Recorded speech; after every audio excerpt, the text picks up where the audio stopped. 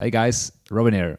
So in a recent survey of 2,000 retired households, they found that, bluntly said, retirees with the most money were the happiest. They also found that the group with the least amount of money was the least happy.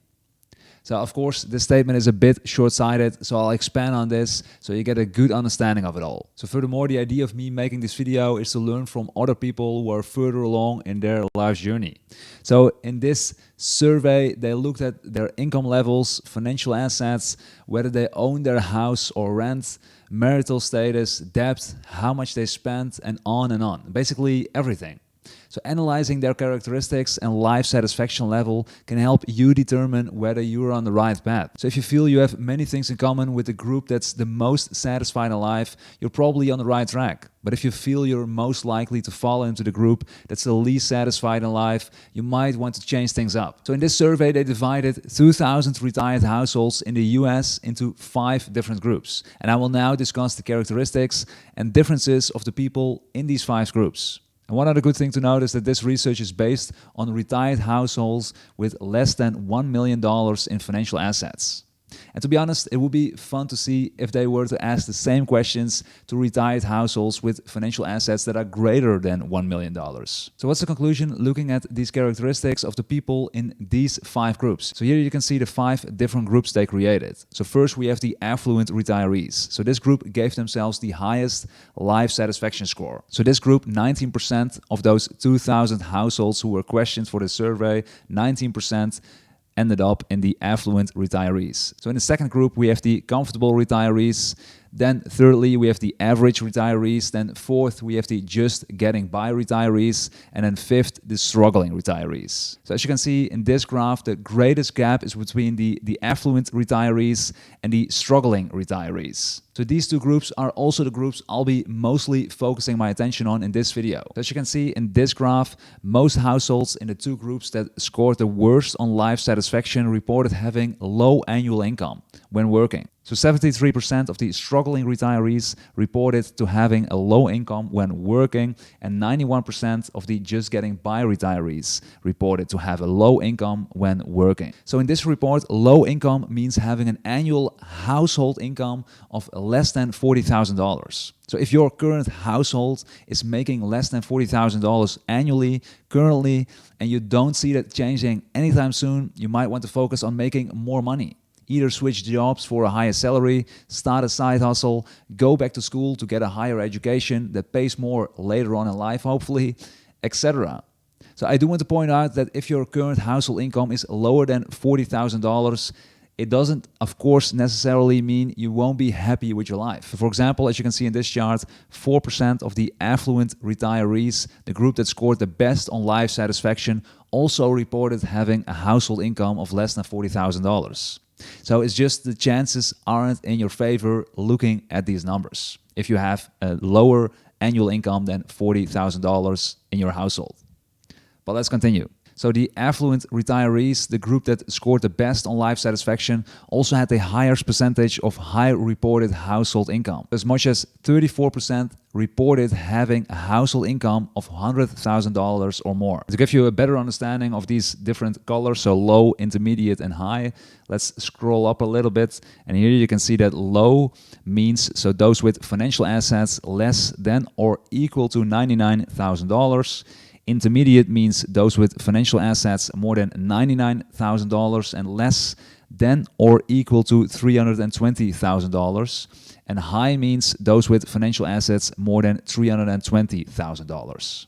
And this is also good to know. What does financial assets mean in this survey? So it's defined as the sum of the value of stocks and mutual funds, checking, savings, money market accounts, certificates of deposit, government saving bonds, treasury bills and bonds, and bond funds and other savings. So looking at a new chart here, looking at the total value of their financial assets, you can see that as much as 98% of the struggling retirees that scored the lowest on life satisfaction at less than $99,000 or equal to $99,000 in total assets.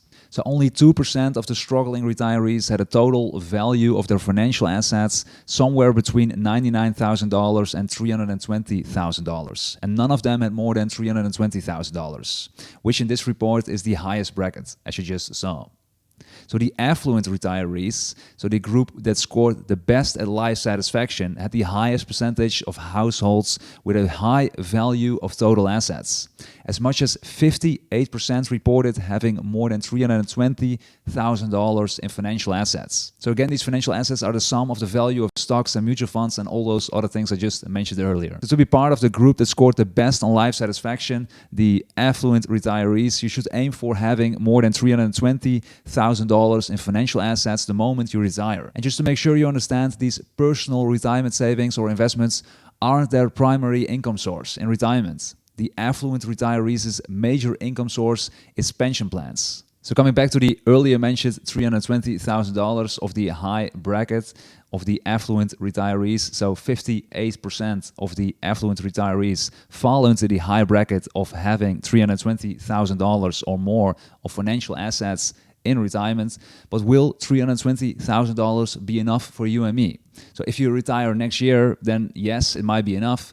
But if you retire in 30 years, it won't be, because you need to keep inflation in mind as well. So as you can see in this calculator, I just calculated it, ending up with $320,000 in 30 years means you need to aim for close to $800,000 if you expect a 3% inflation every year. If the inflation is lower, of course, you can aim for a lower amount as well at the end of 30 years. But if the inflation is higher, as it currently is, you need to aim for even a higher number after 30 years. So you can use this inflation calculator yourself to play with the numbers. So as you can see in this investment calculator, if you expect a 6% return for the upcoming 30 years, you need to invest $800 every single month. So your additional contribution, $800 every single month, to end up with close to $800,000 of end balance after 30 years of investing. And this $800 is on average, of course. I didn't do the math, but you may start investing $300 a month now and increase that number every year by the annual inflation.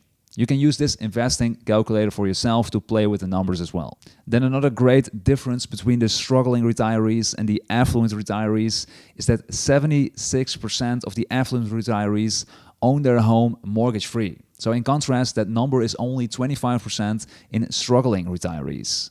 So the percentage of renters is also much higher in the struggling retiree group than the affluent retirees. 3% of affluent retirees rent and 44% of struggling retirees rent. So apparently we need to own our home.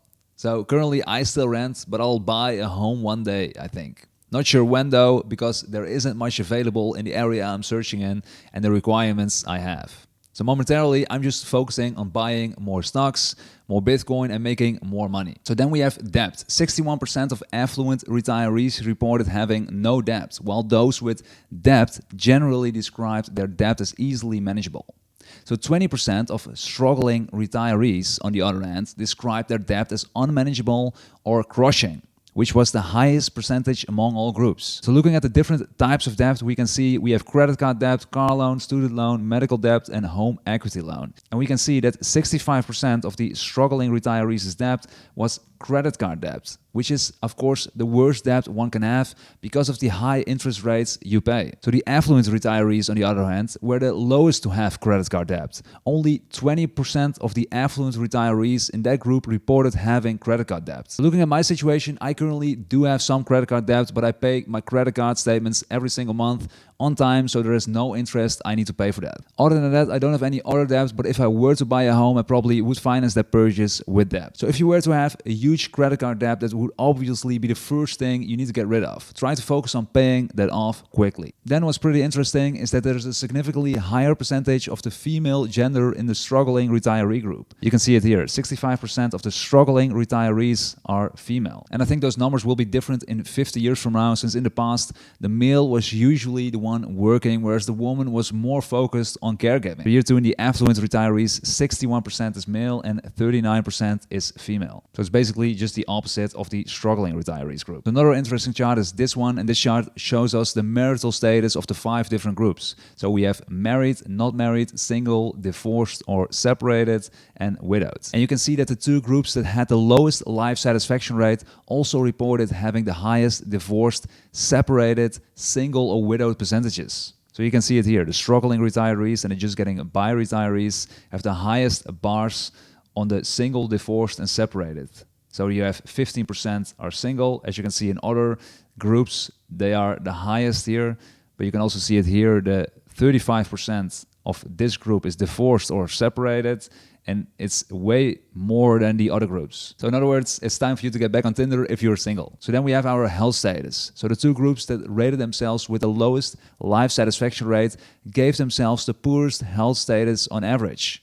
So you can see it here. The struggling retirees gave themselves a 6, and the just getting by retirees gave themselves a 6.8. So of course, you can't control every aspect of your well-being. For example, you can get cancer while living the healthiest lifestyle you can live. You have no guarantees, but you can stack the odds in your favor by living a healthy life. So I also think you feel mentally and physically better when living a healthy life. So if you're currently overweight, don't eat healthy, never exercise, maybe this is the time to start physically in the gym again. These graphs with the various sources of income is also really interesting to check out. So looking at this first figure, figure 11a, you can immediately see that the struggling retirees, this one, the struggling retirees, the group with the lowest life satisfaction, mostly rely on Social Security. So in contrast, the affluent retirees, so this group, the ones with the best life satisfaction, has other sources of income streams as well. So there are many more charts and graphs in this report, so feel free to check them out. I'll leave a link to this report in the description, but I'm curious to hear your story. Do you feel you're on the right path to living a satisfying life, or are there many obstacles for you to overcome? Let me know in the comments below. And if you like these videos, then please let me know by clicking the thumbs up button. Also feel free to subscribe to my YouTube channel if you want to make sure we'll meet again. I'm on a journey to financial freedom, and I'm sharing my lessons on this YouTube channel, on my website, and I'm sharing the lessons learned, the wins, the failures along the way. So you're very welcome to go along for the ride. Thanks for watching, and hopefully we'll meet again next time. Bye-bye.